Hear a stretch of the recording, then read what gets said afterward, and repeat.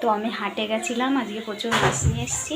দেখুন এখানে নিয়ে এসেছি তেলাপিয়া মাছ, আর এখানে নিয়ে এসেছি শঙ্কর মাছ। অনেক দিন বাদে শঙ্কর মাছ অনেকবার আনবো করে আনা হয় না, এবার আজকে আমি গেছি, আমার বড়টা আনতে চায় না, আজকে নিয়ে এসেছি। যে খুব সুন্দর অনেক বড় মাছটা ছিল। আর একটা এই মাছটা আমি প্রথম খাবো, ভেলা মাছ। এই যে বেশ বড় বড় দেখছি, অনেকেই নিচ্ছে, তো আমারও ইচ্ছা হলো যে বরকে, আমার বর তো নিতে চাইছিল না, আমি বললাম জোর করে নিলাম। ওই যে রুই মাছ নিয়ে এসেছি, রুই মাছটাও বেশ সুন্দর ফ্রেশ পেয়েছি, নিয়ে এসেছি। আর এটা হচ্ছে ভুসো চিংড়ি। হ্যাঁ ভুসো চিংড়ি, দ্বারা ভুসো চিংড়ি। তো এরকম এই যে প্রচুর মাছ কিনে নিয়ে এসেছি বাজার থেকে। কত সুন্দর না।